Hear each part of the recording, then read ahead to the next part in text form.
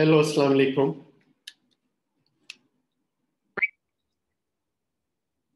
Now the lecture number 4 on the topic of mechanical injuries.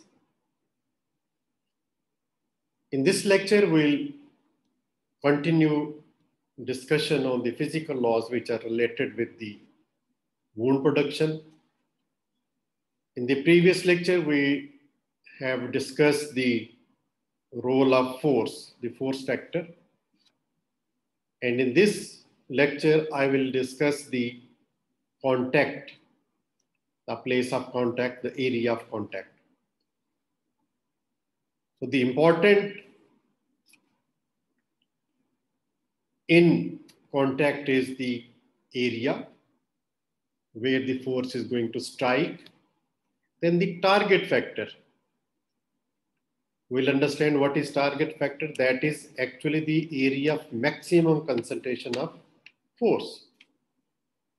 Then the movement of the target. That is where the force is striking.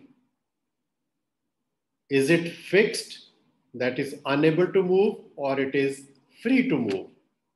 So both these factors change the appearance of movement. In this lecture, we will also discuss the COUPE and the CONTRA injuries, which are important in especially road traffic accidents. So starting with the lecture number 4. Bismillahirrahmanirrahim. Starting with the lecture number 4 on traumatology. In the previous lecture, we started with discussion on the physical laws which are related with the wound production. And we have discussed the force factor in the wound production. And in this lecture, we will discuss the contact, that is the area of contact where the force is going to apply. Contact is a very important factor in wound production. Until or unless there is a contact between a subject and the object, wound will not be produced. That is, weapon is in your hand, it is going to strike on the subject. Until unless there is contact, the wound will not be produced. So there is some points they must be taken into consideration. The area factor, the area where the force is going to apply. The target factor.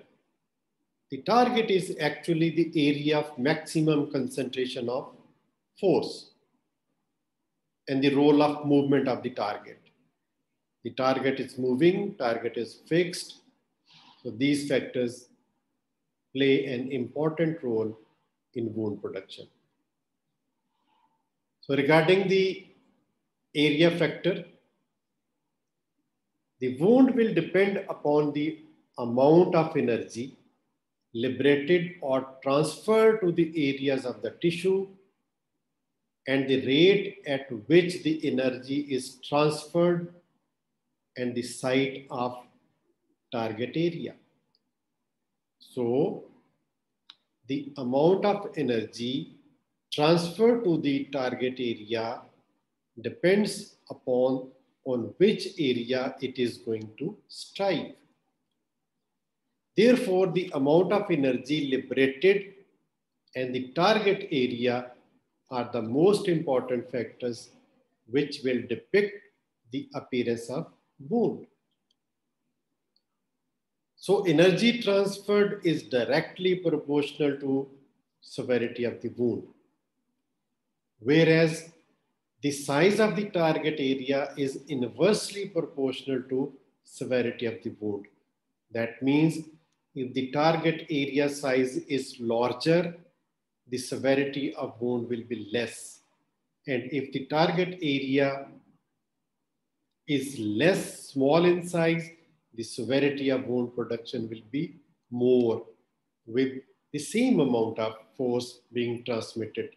If we increase the area, So per unit surface area, the amount transferred will be less, so wound will be less. And with the same force, if the target area is smaller than the per unit surface area, the amount of energy transferred will be more, so the damage will be more. Hence, higher the amount of energy transferred and smaller the amount of impact, there will be more severe wound.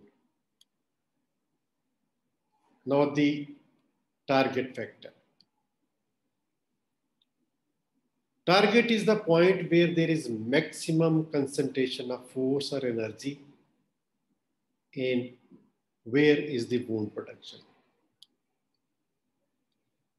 Sometimes local damage at the site of impact is either absent or minimal because energy is concentrated at a site away from the impact. For example, jumping from height. If someone jumps from height, the energy is transferred through the vertical column to the base of the skull, where the energy is maximum concentrated and the fracture of the base of skull will occur, which is a remote area of impact because the impact is on the feet. The person is jumping as per feet through the legs, through the vertebral column, the force is being transmitted to the base of the skull.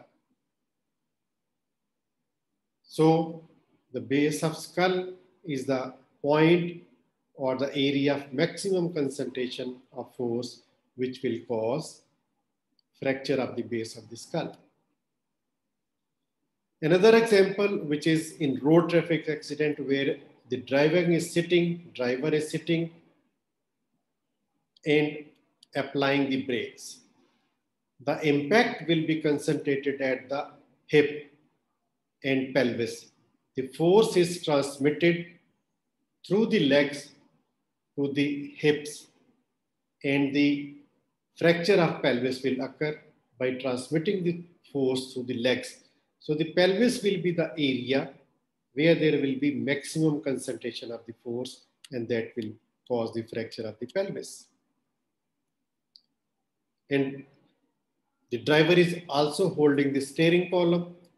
The force will be transmitted from the hands to the arms and it will be concentrated at shoulder. So now the target area will be shoulders. So the fracture of the shoulder joint will occur. The force is transmitted from the steering to the hands, through the arms, to the shoulders, where there will be fracture. So from the feet, the force is, the target area becomes the hip joint, and from the hands, the target area will be the shoulder joints. Now the movement factor. There are few situations when the body is free to move. In this situation, the local damage will be much less severe because the part of the force applied will be dissipated because the body will move and the amount of dissipation will be less. As the body moves in other direction and only fraction of the force is available for causing the damage. For example, in road traffic accident, when the body is thrown away, setting the body into motion and the injuries will be less. And when the body is supported by something, if the body is supported by, like the person is lying on the floor, standing against the wall, then the damage will be more severe because all the force will be utilized in wound production. Similarly, in road traffic accident, if the body is supported by the belt, there will be maximum local damage. Now, if a moving object strikes a stationary part of the body, when a moving object strikes a stationary body, like skull, there will be local damage which will be more.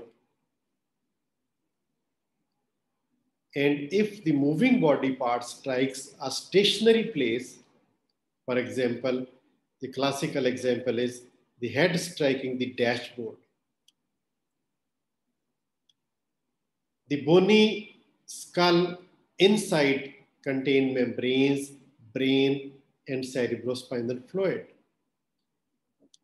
Sudden obstruction of the moving head occurs, but the contents are still moving inside the head. So sudden strike of the head lead to concentration of the force at the point of strike, and the contusion and laceration occurs at the scalp.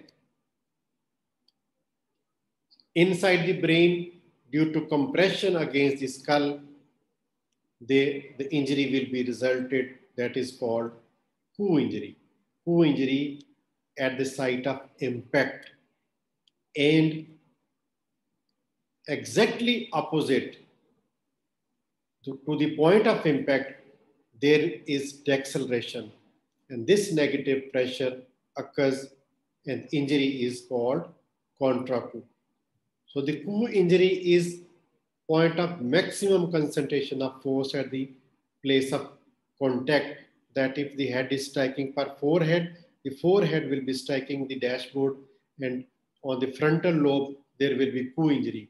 But exactly opposite on the back, at the occipital region, there is a rarefaction or deceleration. The brain will be detaching from the attachment, and that is contra COUPE injury.